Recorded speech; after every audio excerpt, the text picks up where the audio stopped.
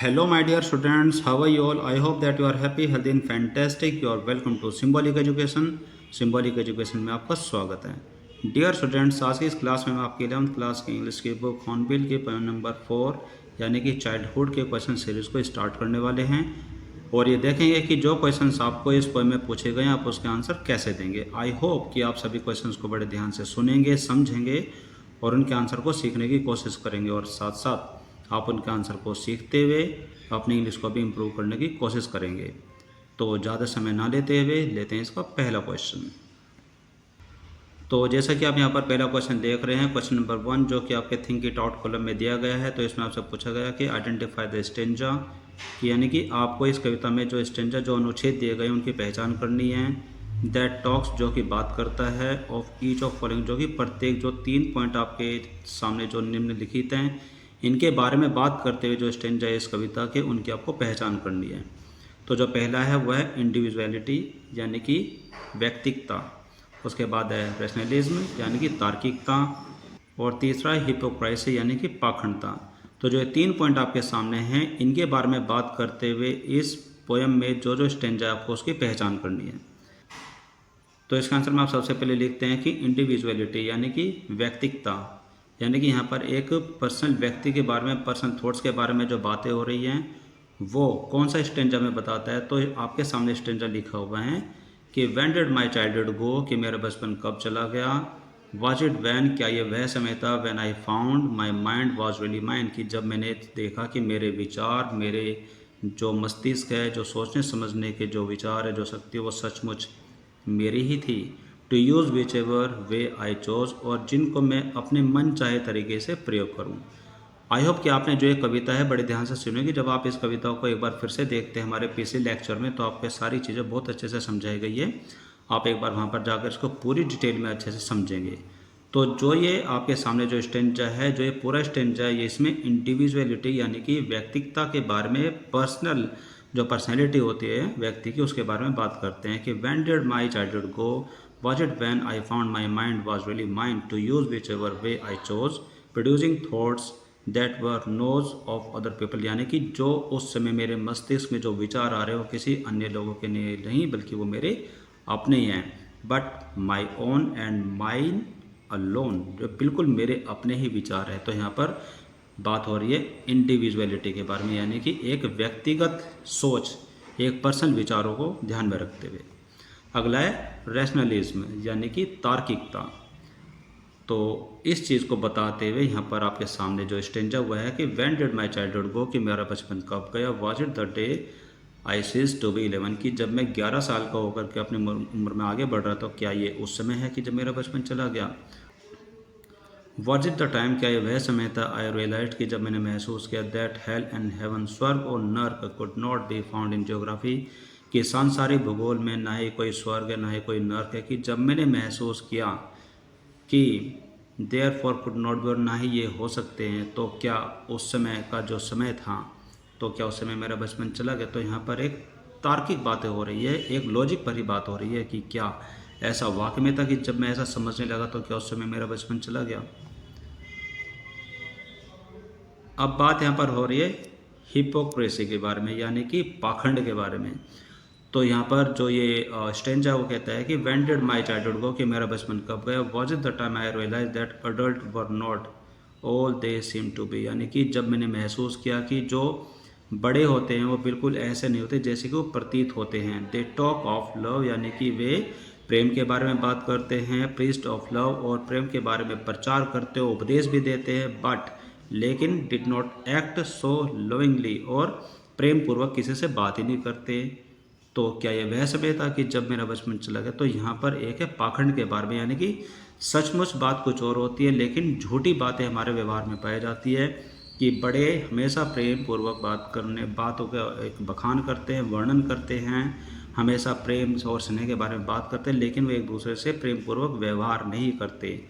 तो इस पाखंडता को जताने के लिए ये वाला स्टेंजा कवि ने इसमें जोड़ा है।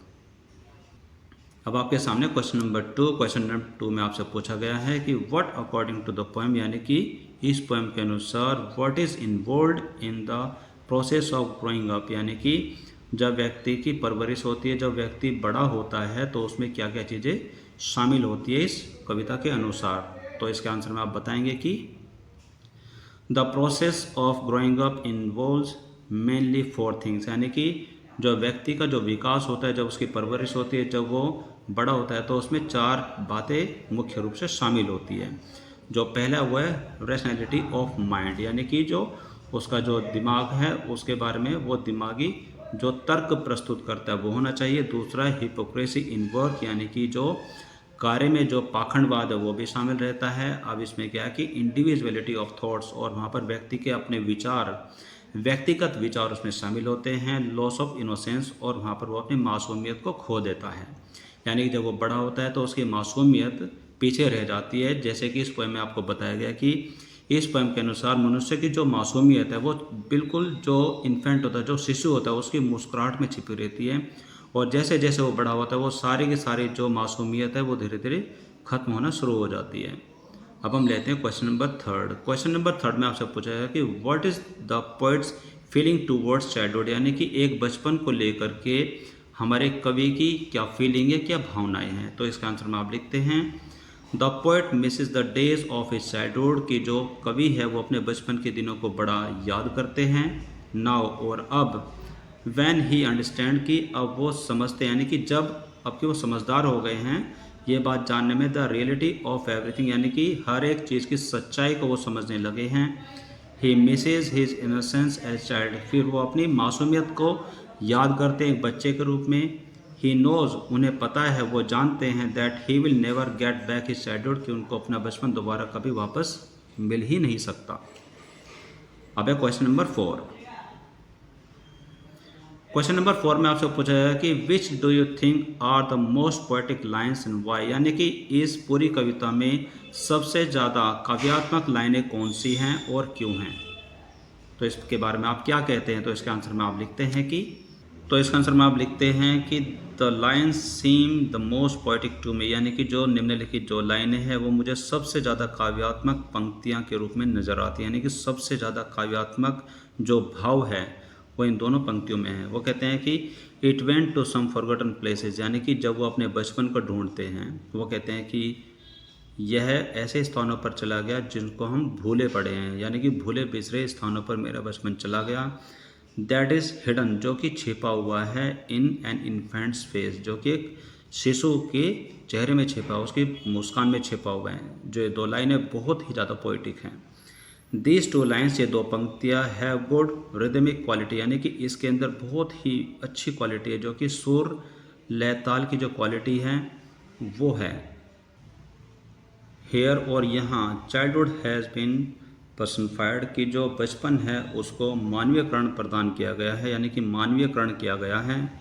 और जो दूसरी लाइन है, the second line has pictorial quality, कि यहाँ पर एक चित्रात्मक एक क्वालिटी है, इसके अंदर एक गुण है, यानी कि बच्चे का जो फेस है, यानी कि जो शिशु का जो फेस है उसके अंदर उसका बचपन छिपा हुआ है। तो यहाँ पर एक बच्चे का जो चेहरा है उसको इस तरीके से चित्रित किया गया है, उसका चित्रण किया गया है कि जैसे कि उसके अंदर उसकी मासूमियत, उसका बचपन छिपा हुआ है।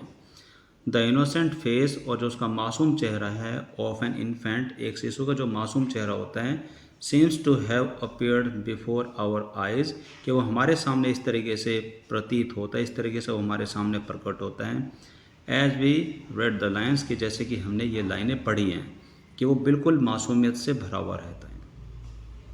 सो माय डियर स्टूडेंट्स, जो ये कविता है, यानी कि जो ये पोएम है चाइल्डहुड, बहुत ही बढ़िया, बहुत ही अच्छी कविता लिखी है, और इसमें कुछ ज़्यादा क्वेश्चंस आंसर आपके सामने नहीं है। तो जो ये क्वेश्चन है, आई होप कि आपको ये सभी क्वेश्चन अच्छे से समझ में आए होंगे और आपने इनको समझने की कोशिश की होगी। और फिर भी अगर आपके सामने कोई भी क्वेश्चन है, कोई भी बात है किसी भी चैप्टर को लेकर के, चाहे वो आपकी क्लास 9th से हैं, 10th से हैं, 11th से हैं, और आपका कोई भी सिलेबस है और आपका कोई भी क्वेश्चन है, तो आप अपने क्वेश्चन को कमेंट बॉक्स के द्वारा लिख करके हम तक पहुंचा सकते हैं और आप उसका आंसर पा सकते हैं।